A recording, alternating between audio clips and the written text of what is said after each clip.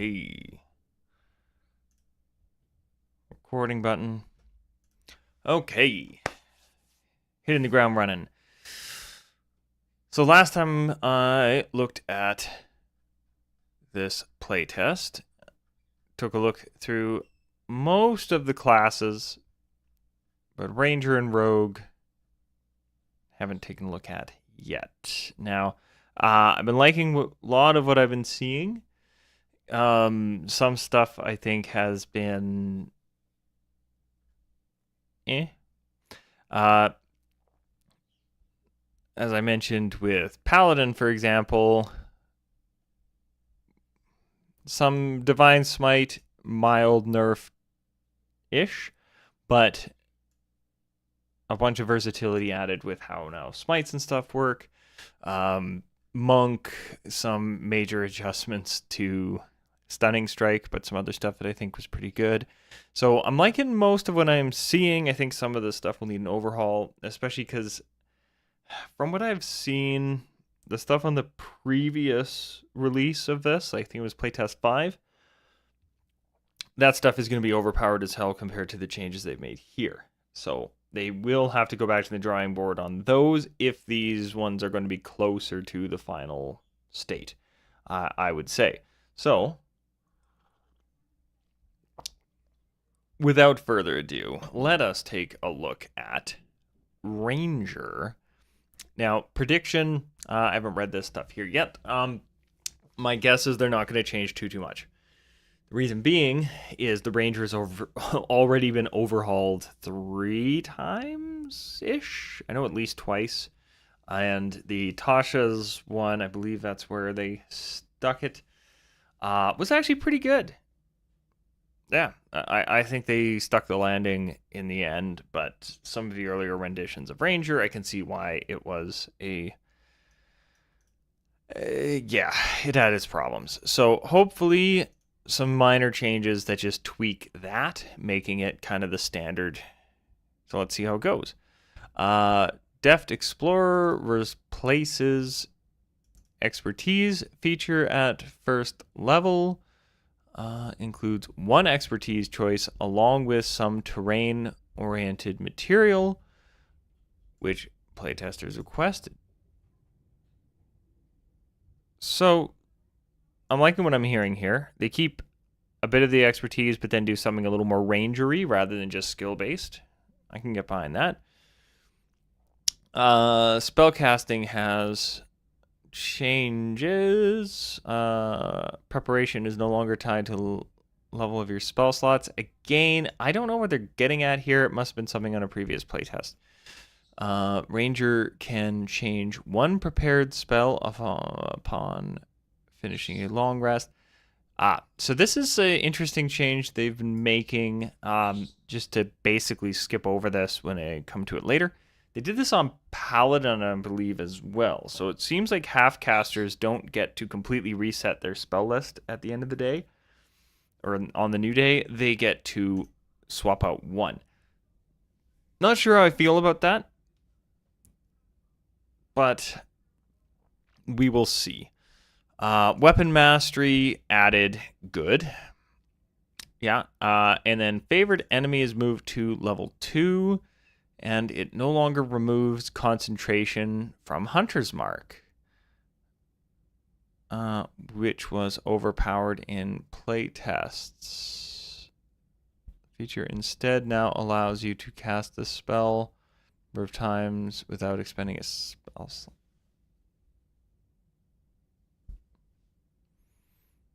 I don't know how removing... Oh, I get it. Okay, this makes sense now. Took me a second. This is, I've not had enough coffee yet. Even though it's almost 3 in the afternoon where I'm at. So what they're saying here, when we get to Favorite Enemy, I think they had it where you didn't have concentration on Hunter's Mark. And that ended up being overpowered in previous playtests, which makes sense. Hunter's Mark is a very powerful spell despite being first level. Basically, the Ranger's Hex and having concentration removed on it. I don't see that being too overpowered, but again, that was from the playtest itself, so that this isn't just an assumption they made. Oh, it seems like it might be overpowered, and we should pull that back. Like the feedback they got said it was. I wonder if it's because then it lets you have other concentration spells going at the same time, as opposed to just the fact that it removed concentration, which inherently allows you then to have another spell that uses concentration. I think a halfway point might be, instead of removing that additional feature, possibly doing more of a what am I thinking of? You have advantage against, or you have advantage on concentration checks if the damage was from your favorite enemy. Something like that might scale better than just it doesn't have concentration. Though then that might make Warcaster useless for Rangers, and that's something they always have to keep in mind, right? It's the same reason why I don't play with flanking. I find it takes away value from stuff that could cause neighbors are moving something. Takes away from something that could cause advantage because it's so easy to get advantage by moving a few feet. My current DM, because I DM a bunch of games, but I play in a few as well. One of my current DMs is planning on having flanking, and I need to ask him if that means, or what that means for rules as written for tax of opportunity, because that is one of the things that can kind of hold that back a little bit. But I digress. Cool. Now, like I said, that sounds like it. But then again, this is based on the playtest version, so I'll see if anything of this looks overly different from what I'm used to from Ranger, which I'm not overly familiar with, so we'll see. Oh, hey, look at that. Ranger subclass, there's more changes. Now match progression from the 2014 Ranger, which is interesting. Some of the other classes, they did actually change some of the subclass levels, even in regards to 2014, in that they moved certain things from Druid and Cleric to be different levels than they were. But for the most part, they have switched everything to being in line. I think it's so that you can use prior, regular old 5th edition subclasses without them having to reprint it. Which again, to me, is fine, but also odd. You'd think they would really want to encourage people picking up, new subclass material or stuff like that, but maybe it's just they don't want to have to reprint those subclasses. Conjure Barrage, new level 9 feature, cool. Nature's Veil no longer uses spell slots and has been moved to 14. Okay. Now again, I'm going to be comparing this to the technically original Ranger, 5e Ranger. Okay, Wikidot. Gonna have to have this open in the background. Oh, and you know what? We're gonna make this much easier to read for anybody at home. All right. So some stuff's moved around. Tireless is now. Tireless now gives temporary hit points as an action, as they did in Tosh's. Okay, so they probably changed something. Switched it back, or changed it and then revamped it, but it's just closer to the original. We get original, I mean Tasha's, not OG Ranger. Anyway. 18th level stuff. Return to 20th level. Yeah, so they kind of... Epic Boon was an interesting idea that is now seemingly dead. Simply because, like, I have a... Here's my anticipation. Or here's my wish list, maybe is a better way of putting it. I hope / somewhat expect Epic Boons to be almost like a level 25 kind of thing, where once you're level 20, once you've earned X amount of experience, you get an ability score increase, or you get a feat. Then once you hit level 22, same thing. 23, same thing. And then have like once you've done that enough times, you get the Epic Boon.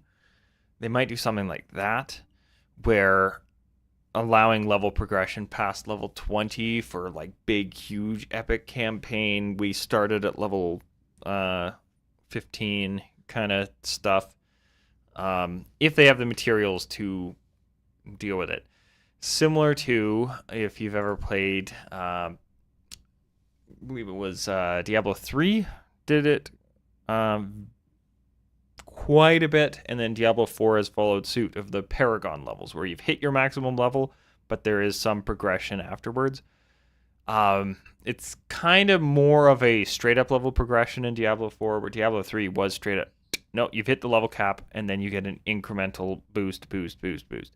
Now, it being, hey, you get a feat or an ability skill or an ability increase might be overpowered, so they probably would do something like level 21 is you get to add 1 to an ability. Same with 22, same with 23. 25 is a feat.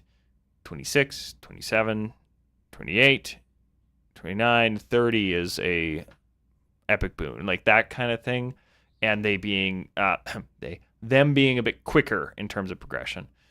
But for now, much to my dismay, and to again make things level up a bit closer to 2014 stuff, capstone features are back, which is too bad, because I thought that the previous changes really encouraged multiclassing. Now again, multiclassing front and center. I hope they keep this. This is great. Keep this. Have this at the, like, don't have a chapter on multiclassing. I mean, still do, but just have this on every class. It makes things way less confusing for the players and will encourage multiclassing without having to go and look up guides, which tends to encourage over the top of min-maxing and builds, as much as I enjoy those. I'd rather players do it for fun. If they find the build fun, though, all the power to them. This is very much not Tim Hortons coffee in here, but it's a Tim Hortons mug because they make good mugs, or whoever they get to make their mugs for them makes good mugs. Anyway, everything else looks exactly the same. Choose 3 skills, and they have a list that all makes sense. Martial weapons. Cool. Medium armor shields.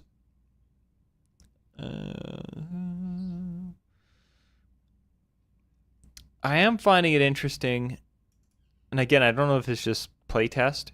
They don't seem to be giving options for starting equipment other than, hey, you get 150 gold, which is different. In the olden days, it was roll. I wonder if they're getting rid of that, because it kind of sucks sometimes to roll for your starting gold. I rolled for my new character starting gold. It was a 1, a 1, a 4, and a 1. He's very poor.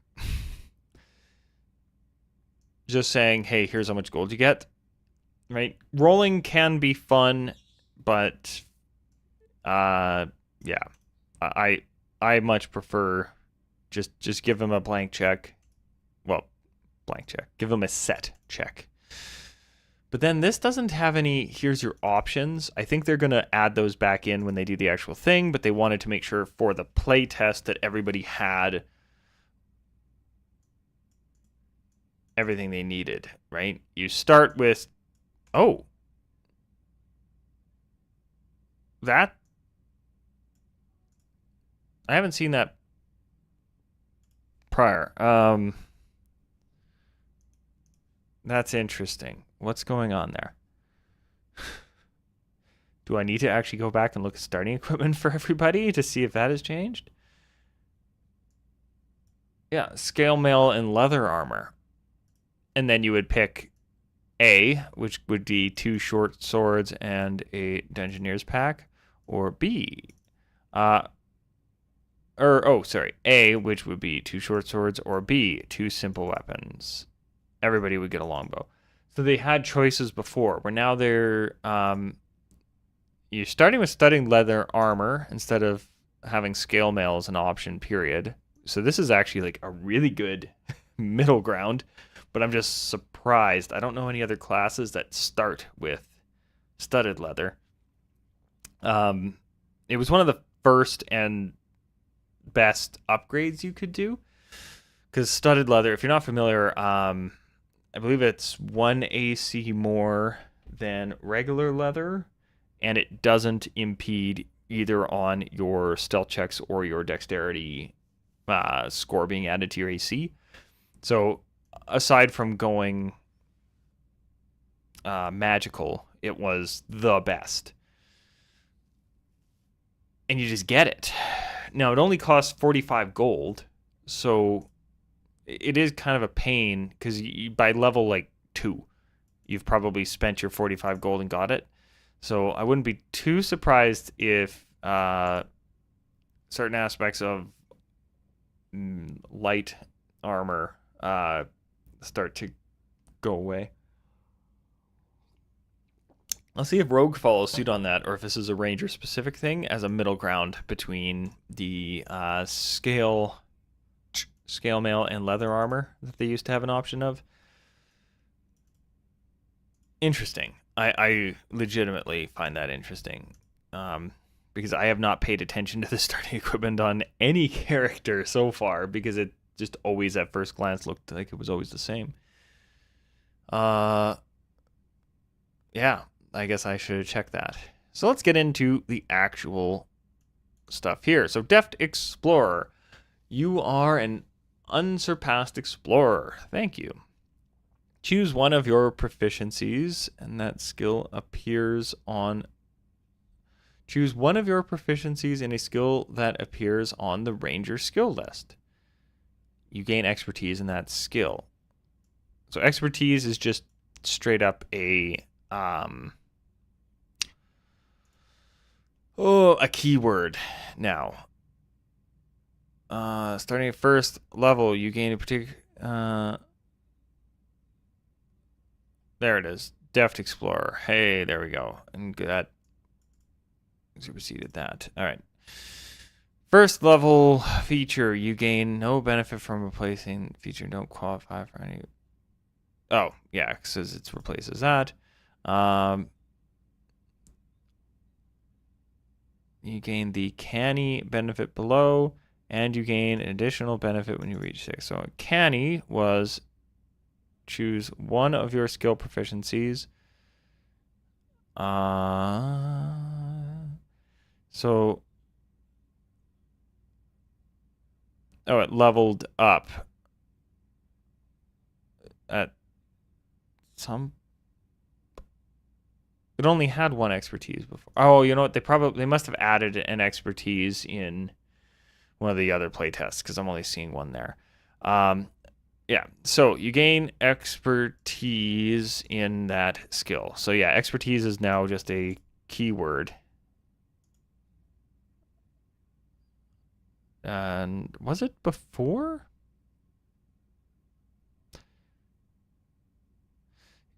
No, it was not before, unless the wording changed at some point. They're just saying choose 1 skill proficiency and you double your proficiency bonus to it, which is what expertise is.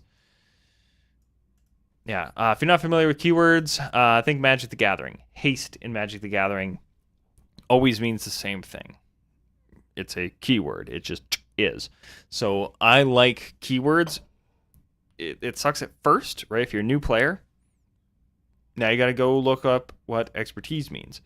Now, if they keep doing this, where they underline and or capitalize, preferably underlining keywords so that we know, hey, this is one. I'm actually cool with this because that really does cut down on the amount of text you have to skim through every time you're doing this kind of stuff. Because once you learn what expertise is, it means the same thing every time. Now, I do actually like this, that it must appear on the Ranger skill list. Having it just be open to everything is more advantageous to the player, but this is more rangery, right? It'd be weird if your ranger took something off of this list. So I'm all for it, actually. That limitation, I think, pushes ranger into being a bit more streamlined for itself, right, in terms of an RP thing. And on top of that, because you're giving expertise out at first level, this is also a multi-classing limitation that is solid. Because then if you're taking one level in ranger, you don't just gain expertise in whatever the heck you want. It's specifically in something that is on the ranger proficiency list. And it is that appears on the list, so it doesn't have to be one of the ones you took either. Also important in the wording, and also good, because if you go to multi-class into ranger, you probably get like what, one skill? Yeah, a skill of one choice, or one skill of your choice from the ranger's skill list. So yeah, that limitation is very solid for a few reasons. I always like encouraging multi-classing, but I always want a reason. I want a reason why your character sold their soul to a devil, or I want a reason why your character has become part ranger when they've been doing nothing but being a rogue for a while. It can be a flimsy reason. It just needs to be kind of a reason, rather than, well, I wanted that extra expertise. Right? Which you wouldn't do probably as a rogue, because they get so many of those. But, well, assuming. I haven't looked at the new rogue yet. 2 types of terrain. Oh, interesting that the Underdark is on this list. I don't think it used to be.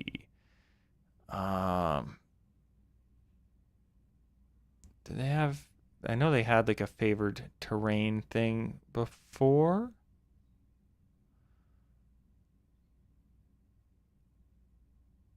Land strike. Maybe I'm just tired and not seeing it. Favored enemy, natural explorer. Well, maybe they didn't, unless it was part of the natural explorer thing. Yeah, natural explorer had favored terrain in it. There we go. Which they changed a bit because it kind of, yeah. Anyway, so in addition, choose these things. Whenever you take a long rest, you can meditate, replacing one of the chosen terrain types with a different type from the list. This is good. I like the flavor. I've always liked the flavor of the favored terrain, favored enemy, where, no, this is what I have trained to kill. These are the landscapes that I am best at navigating. But they've always been really, really limiting. And if I have a forest region that is going to be, like me as the DM, the main area that I plan on having at my characters or players' disposal in terms of like, yeah, here, open sandbox. And they heard sandbox and thought that I meant desert. So they took desert or something like that. It just would suck. So now, hey, you're heading to this place. Okay, I do a little bit of reading. Oh, it's supposed to be like a well-forested area and we might be going through some mountainous terrain. Bam. You can change them out. Now, you can only change one out, and it does take a long rest. That is pretty handy. Now, it's also especially handy as I've been reintroduced to the fact that there are other rules for what constitutes a long and a short rest. One of my DMs is doing a like overnight is actually a short rest. So you can't just take a short rest during the day, and then long rests either are a certain period of time or are when you are in a comfortable city, that kind of thing, which I think is a good compromise. The hardcore D&D rules, if I remember, I can't remember if they're official or not, but it's usually like a week is a long rest and a day, like, or overnight is a short rest, which actually I'm opening my eyes to being potentially really useful. Don't throw that into a module. It'll break it, but depending on the campaign structure, I'm going to do a video on that in the near future because I kind of want to, might even bring my DM on to talk about it because I think he's really onto something the way he's handling it, especially for his campaign because he's kind of given us the overview. Makes perfect sense. I digress. You came here to hear about this kind of stuff. So I think at some point they changed it so that when you prepare spells, it had to be in line with how many spell slots you had of each type. And they changed it back because I never remembered seeing that. Like, I know you could only prepare spells you were able to cast, so you couldn't prepare a 4th level spell and only have access to 3rd level ones, right? You could only prepare what you have access to. And it's back to that. So that is fine. Now, they do primal spells. I have gone on and on about how this is one of the best changes they have made to 5th Ed is simplifying the spell lists. Instead of every class has a spell list or go to this spell list but only use spells that have this certain thing. It's just no. You get access to the arcane spell list. You have access to the primal spell list. You have access to the divine. Or is it divine? Yeah, divine caster, I think. I really like that. And I think it really streamlines things. And then each class has certain spells that they have. Yes, that was a sentence I just said. The long rest thing, able to change out one spell. I think is fine. I don't know. I think it's fine. Spellcasting ability, wisdom, cool. Druidic focus. Now, weapon mastery, you get 1. Oh, no, 2. 2 kinds of weapons. Was that the same as... Okay, now I actually have to check compared to Paladin. Oh, this is going to take a bit. Where's... I should have kept track of where I am. Paladin, 1st level, 2, spell casting, weapon mastery, 2 kinds as well. Okay. That is actually good. I assumed it'd be 1 for some reason. But they want to encourage rangers in particular to use bows and other weapons.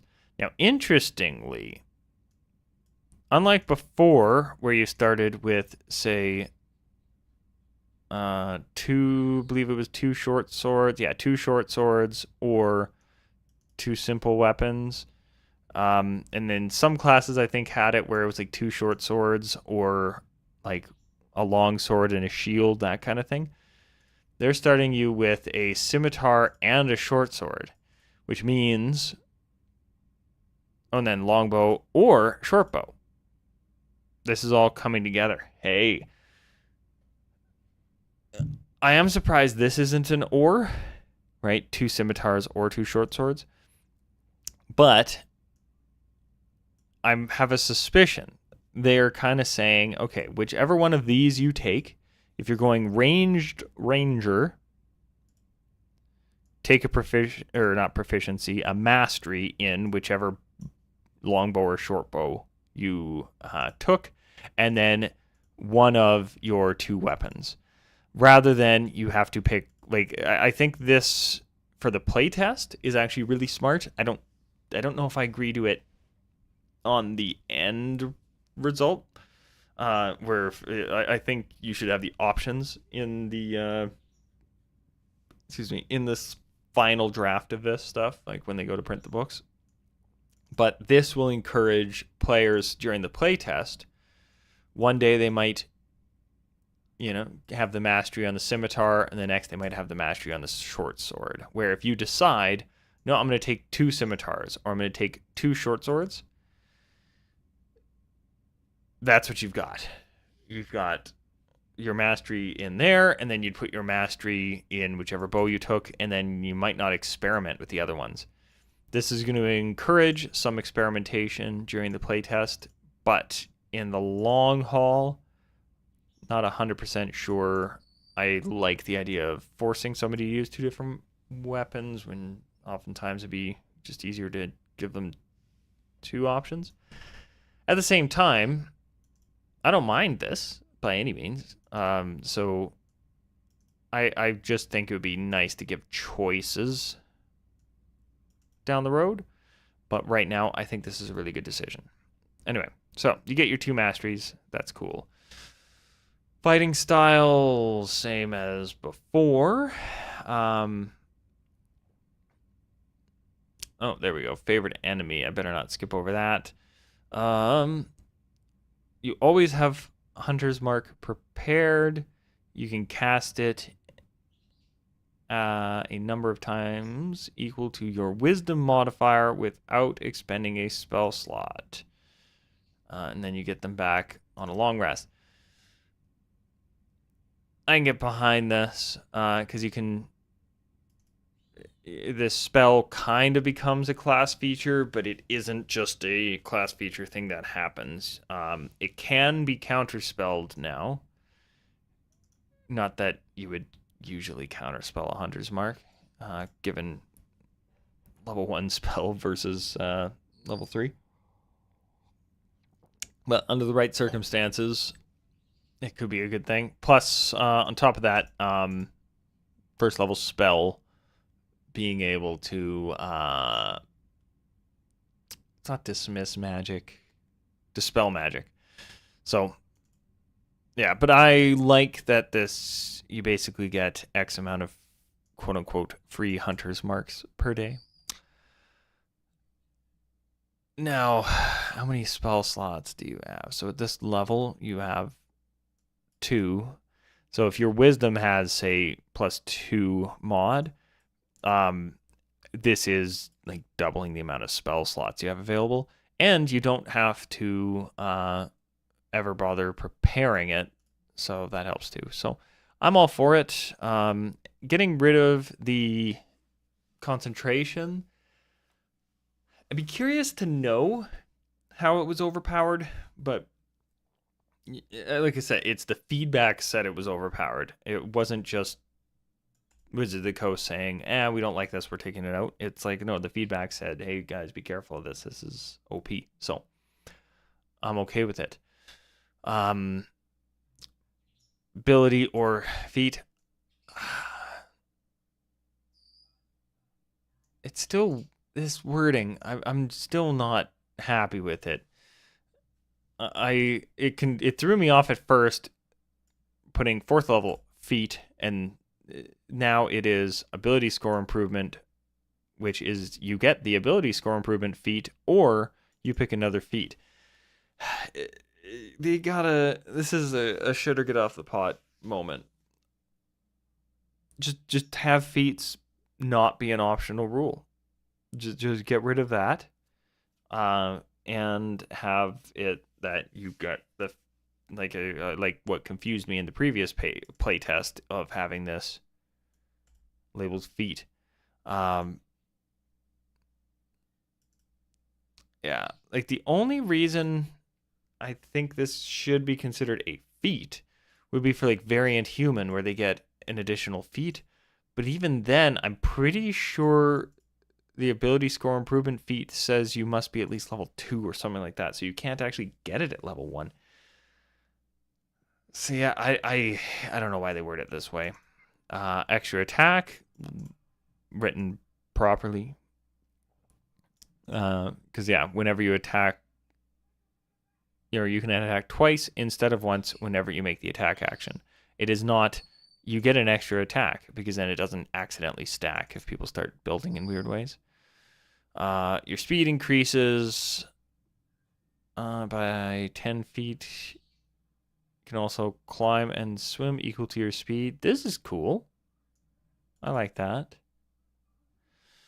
Subclass feature, ability score improvement, written really like it's just overwritten. Conjure barrage. Cause your weapon to multiply and strike at creatures before you.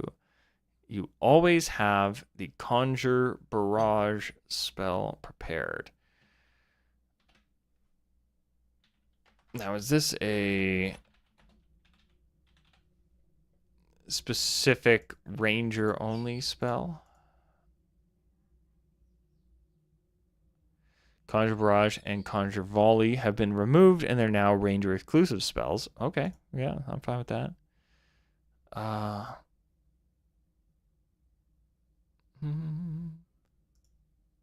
Here we go. Trying to find the darn thing. So, a melee or ranged weapon worth at least 1 copper piece. I wonder if that's so that improvised weapons don't count, as well as potentially ethereal weapons. So for, or not ethereal, but like summoned weapons that like have like a single use. So like a soul knife rogue who's multi-classed into a ranger can't use one of those soul knives as the weapon, even though they are kind of considered one. Like this is very specific wording in a good way. So that's cool. Banished weapon used to cast the spell. The material component is the weapon, which is always fun when they do that.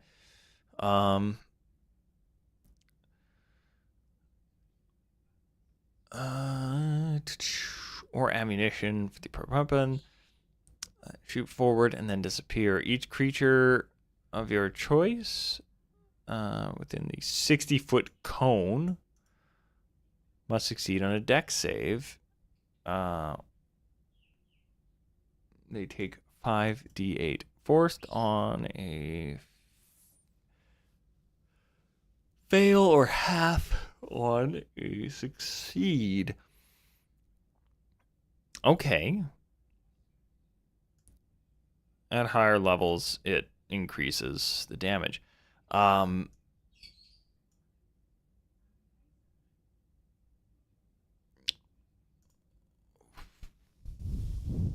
Wait.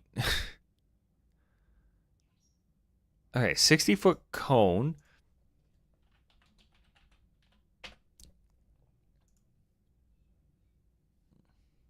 $8d8. Okay. Also level 3. Okay. I'm like, wait a second. This sounds familiar. So, yeah, it's no fireball. However, Creatures of your choice. That is interesting. I like the flavor of it. Of I shoot an arrow and it vanishes, and then a volley appears hitting, or a barrage appears hitting everybody. That's really cool. I like that it is melee or ranged, so you can like have you slash your sword and it slashes at everybody.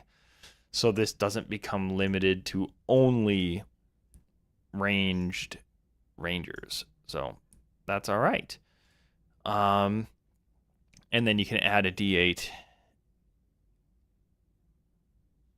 for each level above. That being said, I have to see a couple things. All right, so 5th level, just while I'm here, Conjure Volley, because this is going to come up at whenever Rangers get 5th level spells. Banished weapon used to cast a spell, so very similar. Hundreds of similar spectral weapons or ammunition. Fall in a volley from above and then disappear. Each creature of your choice that you can see in a 40-foot radius, 20-foot high cylinder centered on a point must make a dex save. And then it's 8d8. Which is because that would be 10d6 versus 8d8. Fireball is kind of my baseline for AoE spell damage. This thing packs a hell of a wallop. That's a lot of damage. The big thing is that creatures of your choice, making it a lot more like it's not so much that you're just filling this range in arrows. It is like I'm gonna shoot an arrow into the sky and it breaks up and it lands specifically where I want it. I like the flavor of that. I do like it doesn't even have a higher level added to it. Because they know, because this is what I was checking. Go further up. They know that rangers don't get spells above 5th, so they can't upcast it. And there's no way to multi-class in a way that would get you a 6th level spell slot and this spell, to my knowledge. Now, I'm at odds. I had a bit of a back and forth with somebody about some of these, and they brought up that they don't really like the changes to magical secrets for Bard. This is stuff like these conjure spells are probably why. It's that there are certain class spells that are built around the limitations of that class, that being able to throw them on a Bard could cause some problems, right? Like my Bard fully intends to take some stuff off of the Paladin spell list because we're playing, 2014 5e. And that's going to mess with some things pretty heavily. He's going to have some spells that are going to be interesting on a full caster that are normally designed for a half. It's the nature of the game, of how it was built, and now they're adding some very purposeful limitations, and it's a lot harder to get spells off of a list that is not yours. So anyway, that was Conjure Barrage. Deft Explorer improvement. Choose one of the proficiencies. They add a second expertise. And you can have another 2 terrains at a time. So you can have 4 terrains total. Which is actually really nice at these levels, because this is when you start to get into, we're going to be teleporting from time to time, and you have less of a risk of screwing your ranger over. That's okay.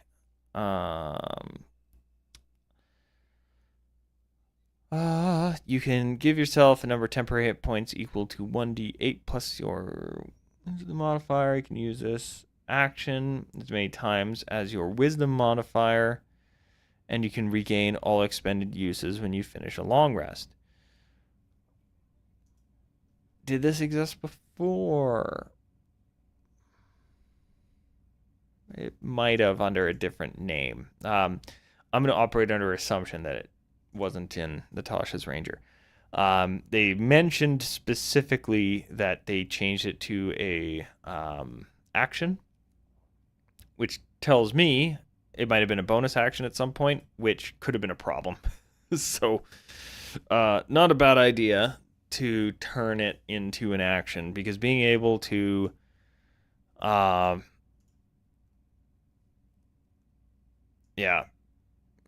being able to give yourself temporary hit points as a bonus action in combat, this becomes a force to be reckoned with.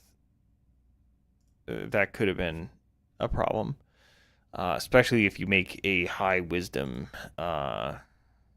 ranger.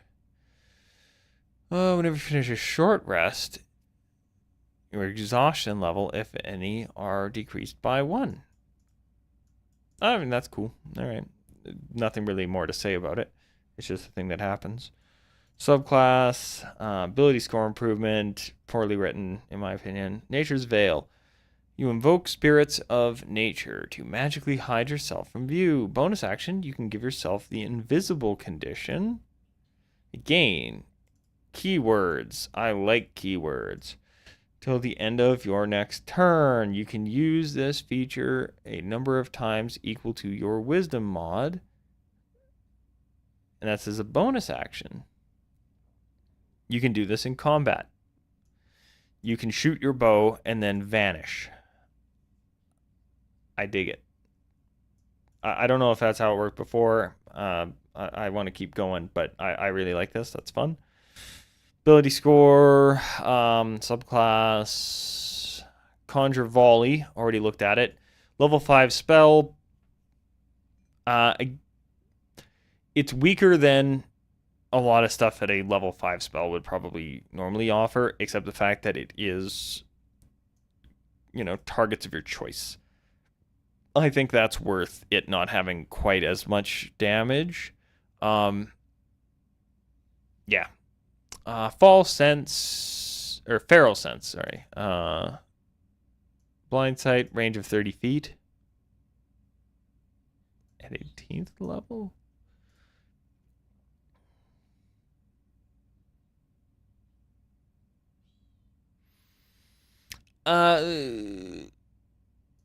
Blind Sight keyword.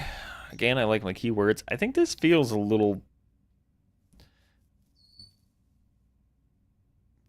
weak for an 18th level. I mean, it is nice that it is like it's basically permanent see invisibility, which is probably good, and it does fit the class. With how many other things you're getting right around here, not too big a deal, but just 18th level seems like I'd almost like to see this at, say, like 5th level, but you have blind sight with a range of 5 feet. So if something is sneaking up on you, you don't see it until it's there, but it is there. And then it increases to like 10 or 15 feet, and now it's 30 feet. I think making this a progression would make it feel less because right now I see it and I'm like, that seems a little weak for an 18th level thing, but at the same time, you're getting a lot of stuff right around there. And on top of that, 17th level is quote unquote just a spell. So I don't know. I think this is a little weak. Ability score and then foe slayer. When your attack roll misses the target of your hunter's mark, you can add your wisdom modifier to the attack roll. When you hit a target with an attack roll and deal damage to it, you add your wisdom modifier to the damage. And whenever you...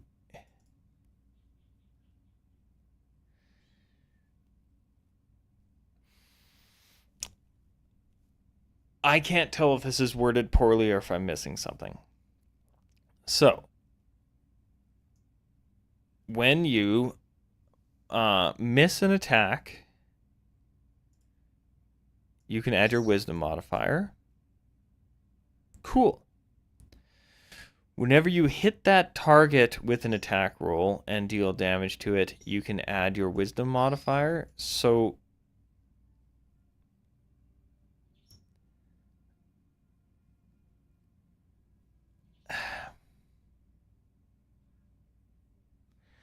I can't tell if the prerequisite for this is that you initially missed.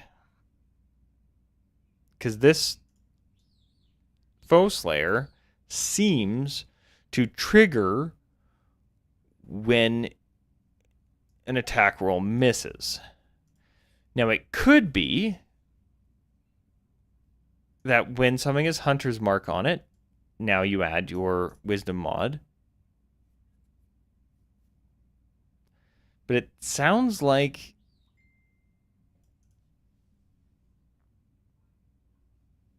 Yeah, this sounds wonky. This sounds weird. I think this needs to be worded better. I like the concept. It is interesting that like they're making it more and more useful to have higher wisdom as a ranger, which I'm all for. But yeah, I'm not sure about this.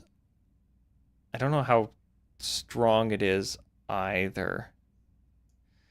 Because it requires them having Hunter's Mark on it, which is fine, because Hunter's Mark is a very rangery thing.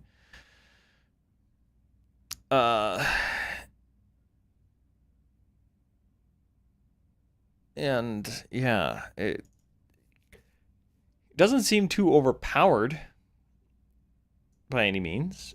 It doesn't... I don't know if it necessarily feels underpowered because you do get to add the extra damage as well as increase your chance of hitting.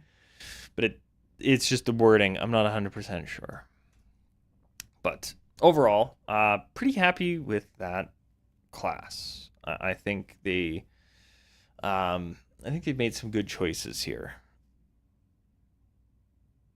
Yeah, like I said, it feels very tweaked. Oh, excuse me. It feels like they took the Tasha's Ranger and tweaked it a bit, which I'm fine with and is what I expected. They gave it a couple additional spells. They changed a few things. I don't know if Tireless existed before, but they gave, mostly it's some new spells and adjusting the expertise stuff and the terrain and stuff and having that built in. But they stuck with the ideas of the changes there. Now, do they not have favorite enemy? No, they do still have. Oh, favorite enemy is just Hunter's Mark now.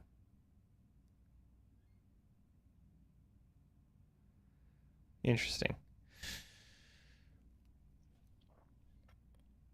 Yeah, so some of those adjustments, some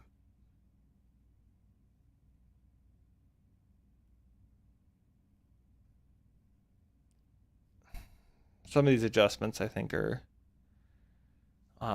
good, and they just, it seems like what they've realized is that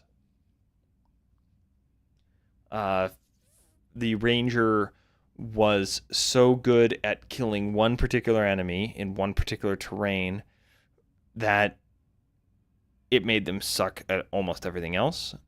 So they've had to kind of do this, right?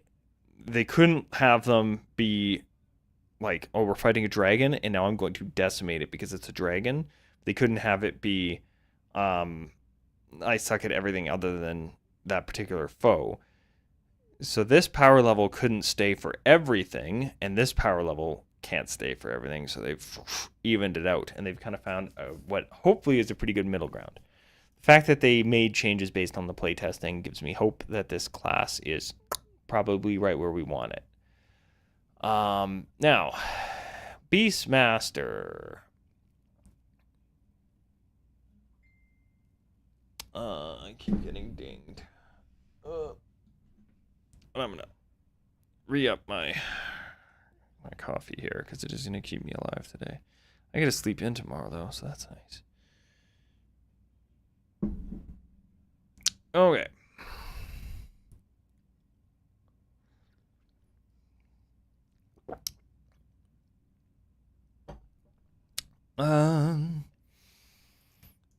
They put Primal Companion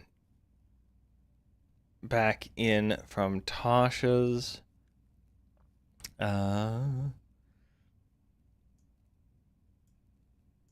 Okay. Exceptional training now allows you to command your beast to use its bonus action to take the dash, disengage, dodge, or help. And the beast's attacks ignore damage resistance. Interesting. Bestial Fury now allows your beast to benefit from your... Ooh, okay, interesting. Okay. So third level, you get to summon a beast. Beast is friendly to you and your companions and obeys your commands. Choose a stat block, beast of the land, sea, or sky. Stat block versus looking up a particular creature from the DM's guide or monster manual is 100% my new preference. Uses proficiency bonus in several places. You can determine what kind of beast it is as long as it's appropriate to the stat block.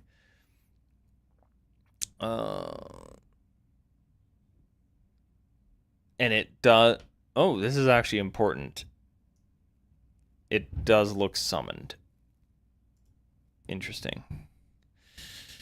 Acts during your turn, not directly after, like a lot of these things do. It can move and use its reaction on its own, but only action it takes is the dodge action unless you take a bonus action on your turn to command it to do other stuff.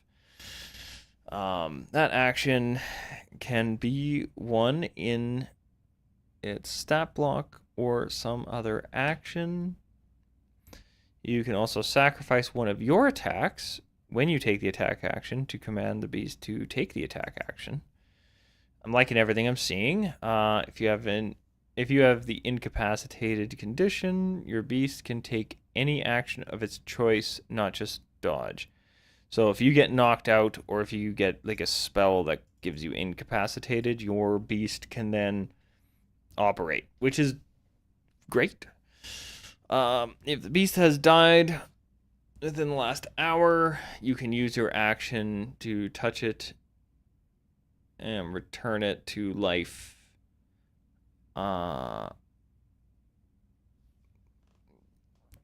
Okay, so this is important here. Generally speaking, beasts and creatures and stuff don't make death saves. So if it drops to 0 hit points, it is dead. However, after the combat is done, you can spend 1 minute to bring it back with all of its hit points, which is interesting that it's all. Normally, it's like 1 hit point and that kind of stuff, but it's because it's essentially you resummoning it. This is interesting because you can just keep reviving it with a level 1 spell slot. which this is really nice for what's it called? RP purposes. If somebody, you as a DM can tell your player, like, hey guys, careful, you're going to want to save a level 1 spell slot. You wrote a lot of backstory for your beast. If you want that beast to survive, keep it alive. If it dies and they teleport away, it is there. It's not like it's supernatural, but it's not. This isn't like conjure woodland creatures or summon, like where it's like a fey creature that appears in our world. It's like no, this thing can die and then it has a body left behind. That alone is actually interesting because that just doesn't happen very often. All right. When you finish a long rest, you can summon a different primal beast. The new beast appears in an occupied space 5 feet from you. Choose a stat block. If you already have a beast with this feature, it vanishes when the new beast disappears. This is a little have your cake and eat it too there, Wizards of the Coast. We want to make sure that this thing leaves a body behind when it dies and that the player makes sure to... But they can also...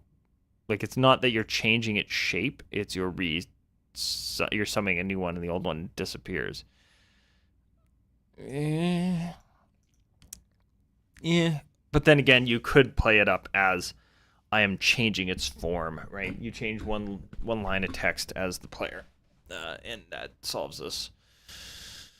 Beast of the land, beast of the sky, beast of the sea. They each have their own actions. Right? This one has charge, flyby.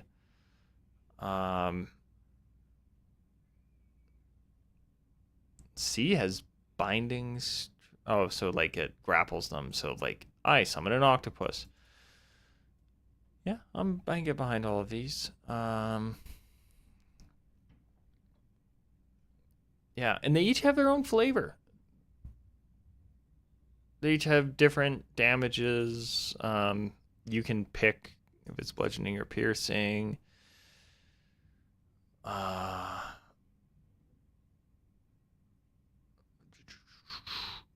Bludgeoning or piercing. This is probably just piercing. Oh, slashing damage. Yeah, so lots of choices and interesting stuff. I dig it. Exceptional training.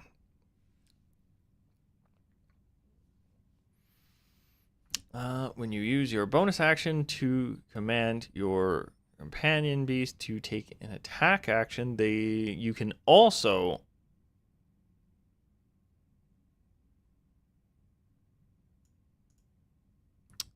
give them a bonus action. That's interesting, essentially. But then their bonus action, help, can be a bunch of stuff. Like this is basically you give your beast cunning action. That's cool. And then force damage is the new ignores magical resistance or non-magical resistance, I should say. I'd be curious, is that what they meant?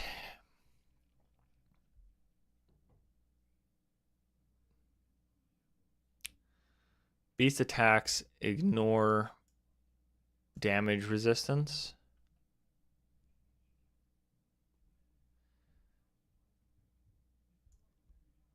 Interesting. They're kind of giving away the plot here a bit, in a good way. Force damage is so unbelievably unresisted that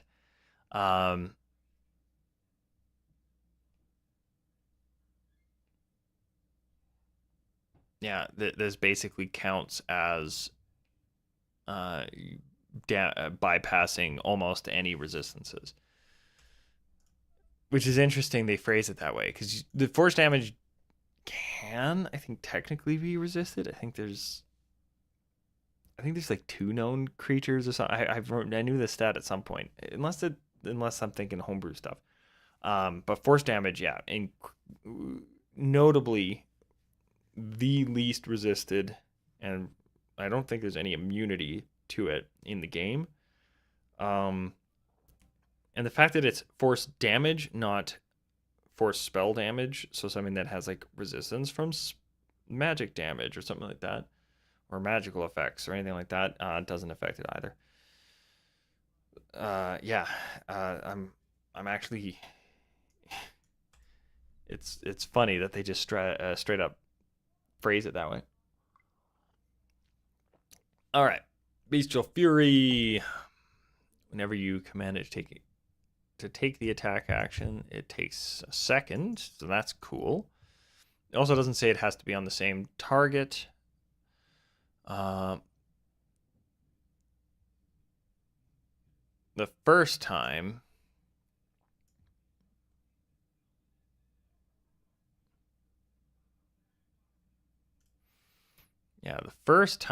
it hits a creature under Hunter's Mark, it says it does force. I'm trying to remember if Hunter's Mark, I think it was piercing or something. Like I thought it was like physical damage before, and now it might be force, which kind of makes sense because it's like a spell causing the extra damage. First time here is important because it could get a little out of control. I am curious. I'll have to see if they've changed Hunter's Mark at all. I don't know if I'll get a chance to look at it today. Because is that... Well, no, they wouldn't have to worry. Yeah, they might have to worry about it. I wonder if they gave Hunter's Mark the Hex treatment and made it your first time only as well. But this is cool. I like this. Share spells.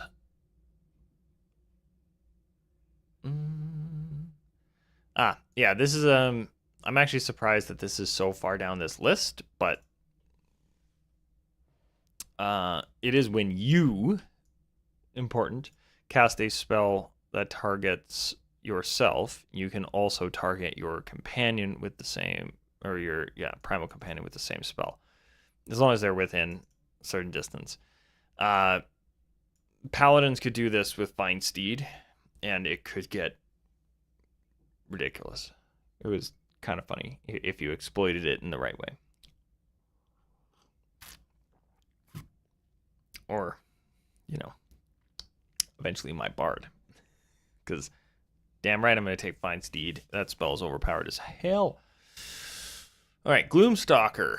If you want a bit of rogue without multiclassing into rogue. All right, so this was originally in Xanathar's, so they shouldn't have to change too much because that is a more, despite its age, it's a more recent book than obviously the Player's Handbook. Increase of dark vision. Oh.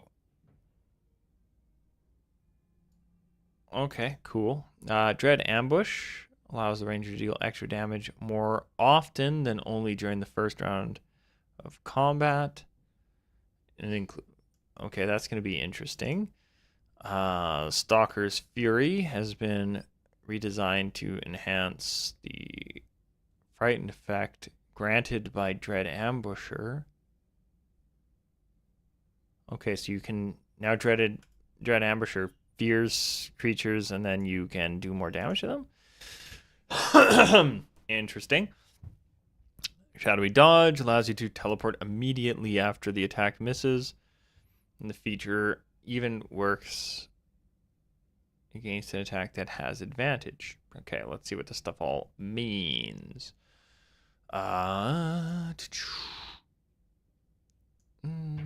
Always have certain spells ready when you reach a certain level. You always have these spells prepared. Disguise Self, Rope Trick, Fear, which sounds like that's actually an important one. Greater Invisibility, cool. And Seeming.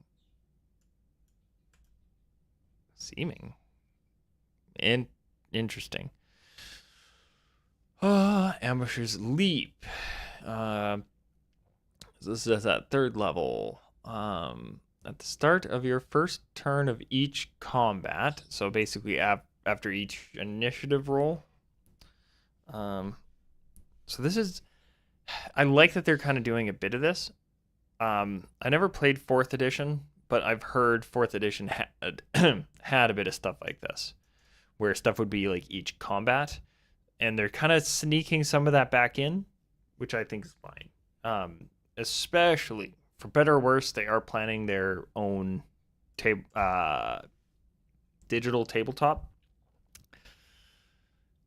It doesn't look as good as I would like it to be. I prefer...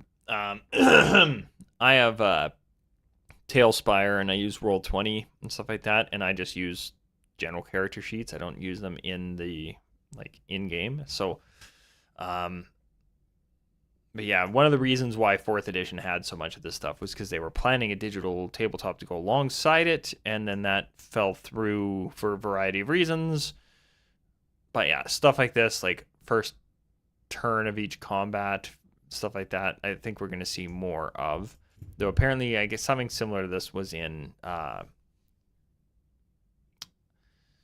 Xanathar's apparently. So like this isn't too out of the ordinary, but that's a bit of a note. Frightened. Once per turn, when you attack a creature and hit it with a weapon, you can deal an extra 1d8 psychic damage to the target. And force them to make a saving throw. So this is once per turn when you attack a creature and hit it with a weapon. You get a d8 psychic damage. And you have a potential to fear them or give them the frightened condition. Use this benefit number of times equal to your wisdom modifier. Okay, I was wondering what the limitation was going to be, because I was going to say this is broken. This is great. And you get a additional benefit to your initiative bonus. As they say, this is about being an ambusher. Yeah, cool. I like everything I see here. The limitation of how much you can use it keeps it from being too busted. All for it. Sight.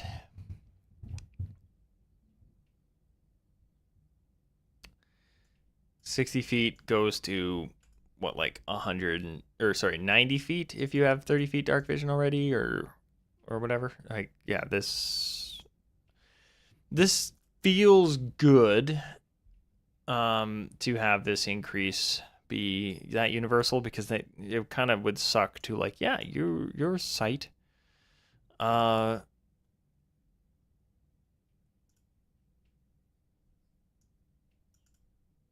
is boosted, but you picked that race. Oh well, you don't really get this half because you already had it. So I'm fine with this. I think dark vision, is a little too readily available in 5th ed.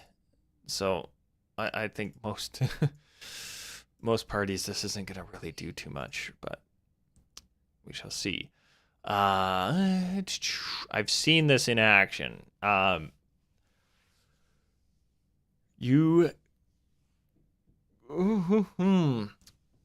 you are in entirely in darkness, you are invisible, or you have the invisible condition to any creature that relies on dark vision to see you in that darkness. So this can be broken through with certain spells and things of that nature. So there are a few ways to still see you. But for the most part, for most creatures, particularly creatures, there are some humanoids with certain spells and stuff that, yeah, this won't work. If they have blind sight or blind sense, this won't work. But there's a lot of instances where this is going to wreck someone's day, where like you just run into a shadow and you become invisible. That's really sweet. And the fact that you have your dark vision. Now, this starts to become an issue if somebody in your party is throwing out a light source. You have to have to really start paying attention to how big that light source is. So keep that in mind. Iron Mind. You've honed your ability to resist the mind-altering powers of your prey. Gain proficiency in wisdom saving throws. Cool. If you already have it, you gain intelligence or charisma, your choice. That is nice that they give you this option. 7th level, if you've multi-classed, like say you're 10th level and one of those gave you that saving throw, it would just kind of suck to do that. Because I'm fairly certain, let's return to the base class, shall we?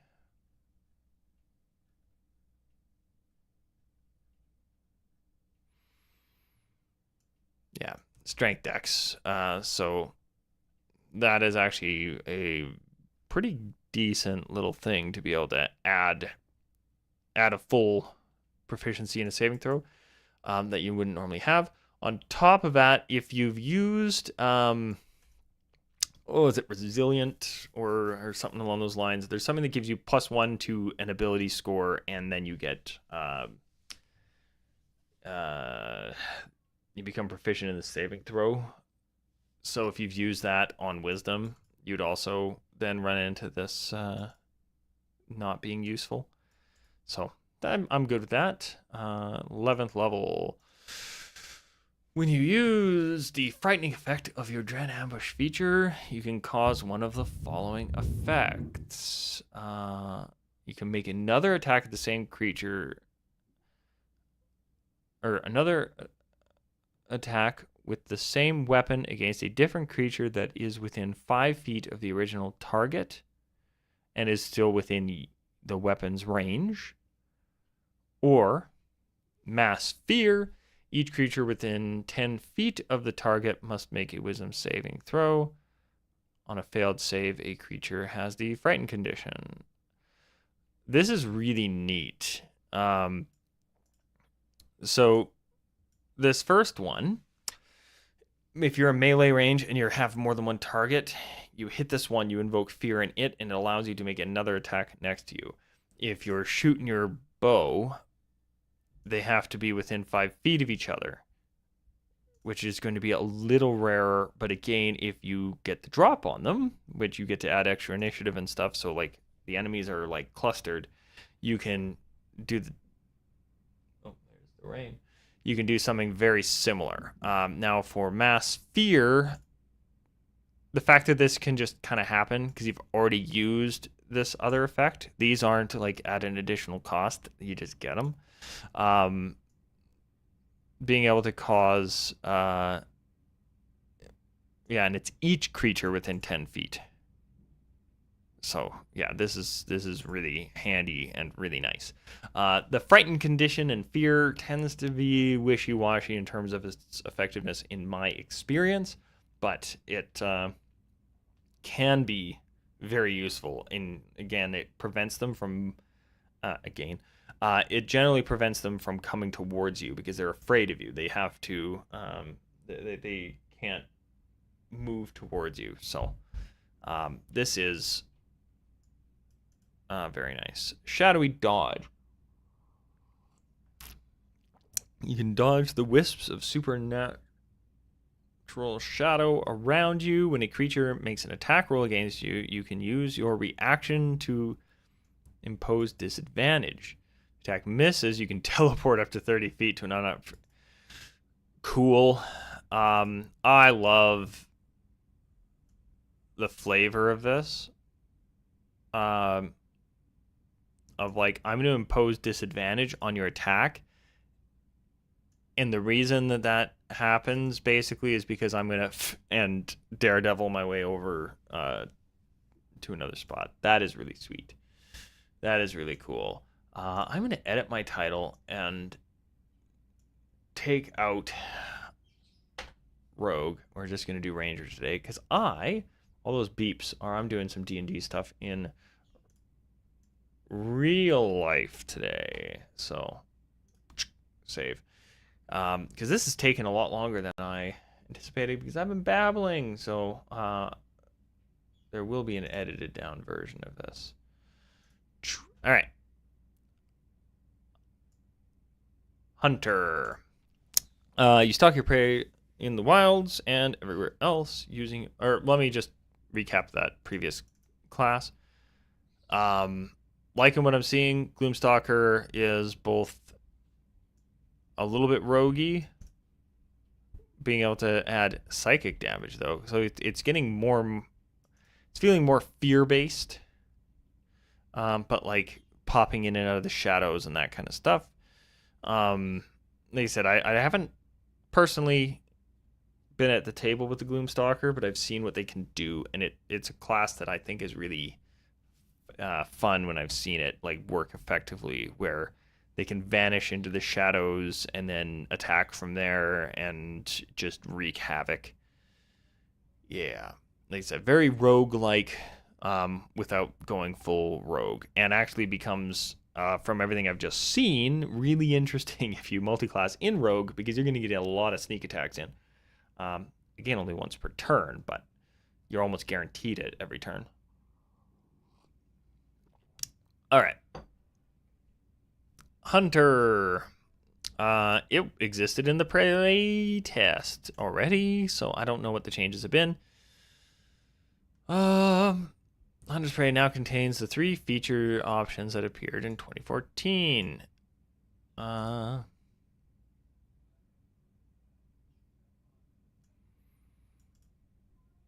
Okay, so Giant Killer has been renamed and changed. Hunter's Lore moves from 6th to 3rd. Defensive Tactics returns, but contains Evasion and Uncanny Dodge.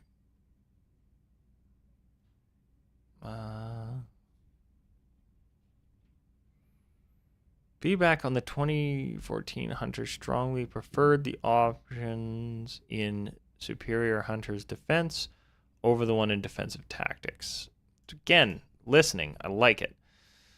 Superior Hunter's Prey replaces multi-attack and lets you choose another option from Hunter's Prey. Oh. I have to see what the heck that means. Superior Hunter attack now lets you choose no. All right. Hunter's Prey. You gain the following feature options of your choice. So, Colossus Slayer. Your tenacity can wear down even the most resilient foes. When you hit a creature with a weapon attack, weapon deals an extra D8 to the target if it's missing any of its hit points. You can deal this extra damage only once per turn. That's important. It's also important to note, unless you go first, chances are there's going to be something that is missing hit points. So this is going to happen more often than not. But only once per turn, if not to be broken, because there's that starts to add up real quick. Especially, although this early you don't have a second attack just yet. Horde Breaker. Once on each of your turns, you can make when you make an attack with a weapon, you can make another attack with the same weapon against a different creature that is within 5 feet of the original target. That is within the weapon's range, and that you haven't attacked this turn.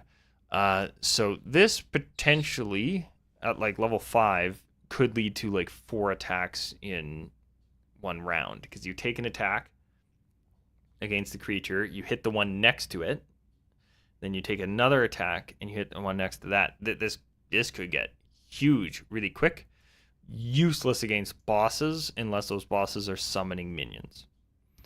Retaliator. Immediately after a creature within 5 feet of you attacks you, you can use your reaction to make one attack with a weapon against that creature, whether or not it hit you. Cool. I dig that too. So this is like, hey, I'm a melee guy. This is, hey, I'm a ranged guy. And this appears to be either or. Yeah, because Horde Breaker is, you want that with a bow. Because you need as many targets as possible that hopefully are clustered together. but you can get, like I said, 4 attacks off in 1 round at level 5 if you have enough enemies. You won't get that very often, mind you, but and then Colossus Slayer is like, this is going to be your most consistent because you can just do it once per turn. And like I said, you'll almost always have an enemy that has taken damage. And again, at level 5, you attack twice. On your second attack, you're guaranteed the D8 if you hit because you've already hit them once. Problem solved. Hunter's Lore. If they have Hunter's Mark on them, you know whether they have has any damage or condition immunities, good, resistances, or vulnerabilities. And if the creature has any, you know what they are. Sweet. Dig it. And that's just if you put your Hunter's Mark on them. Yeah, like I said, they really want to make Hunter's Mark the way that this class works, and I think that's a good thing. Defensive tactics. Although I will say, I wonder if Hunter's Mark, I'll have to look into it later, if that has become a ranger-specific spell. I'll check on my own time, though. I don't have time for that right now. Ooh, defensive tactics. You get one of the following. So you can add evasion. Very useful. Hunter's Leap. If you are you can use your reaction to move up to half your speed. Also, yeah, all of these are good. I don't know which would be the best one to pick. They're all good. Yeah, every one of these is great. And it's, again, similar to what we were running into with the previous one, a little bit of rogue. Just a dash of rogue. Just a dash. Yeah. Which also, interestingly, depending on if you did say multi-class into rogue, you can pick based on if rogue has given you these. Because say you have multi-classed enough into rogue that you already have these two, well, then you take Hunter's Leap 100%. So having options in this case is really good for multi-classing purposes. So, sweet. Gain feature or option of your choice from Hunter's Prey. Oh. Ooh. Colossus Slayer with Horde Breaker, or Retaliator with Colossus. Yeah, that's sweet. I dig that. Gain another feature of your choice from there. Choices is good.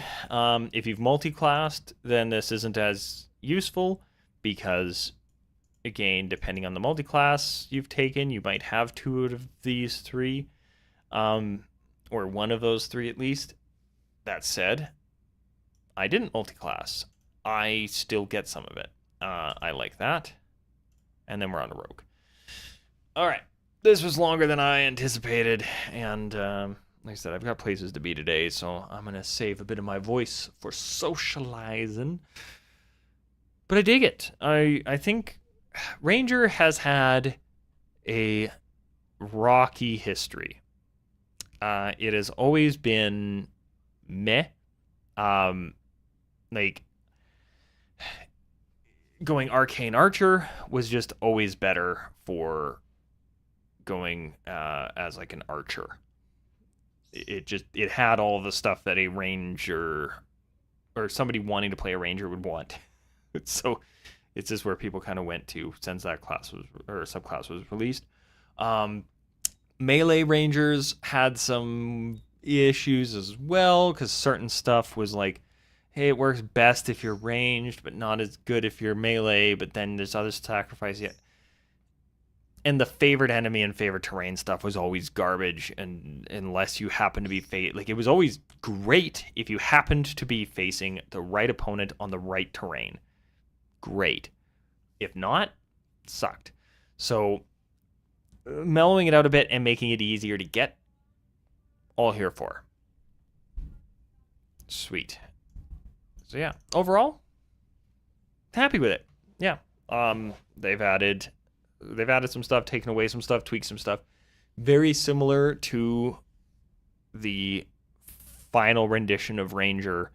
But what I'm seeing is a Ranger that is going to start good in whatever they're going to be calling this next version of 5th Ed. Yeah, like you'll just be able to play a Ranger from the main book and not have to go through the rigmarole of like, okay, but these optional things from this book and these optional things culminated in one place. Yes.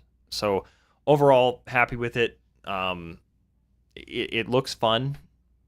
It looks like it has its own flavor and it has some neat things going on. It works well in multi-classing situations, but you don't feel punished for not multi-classing in it.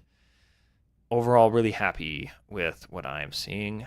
Now, next time we're going to look at the Rogue. I was going to look at it today, but I really want to have a shower because I'm going to go hang out with people and I probably smell right now. So let's fix that.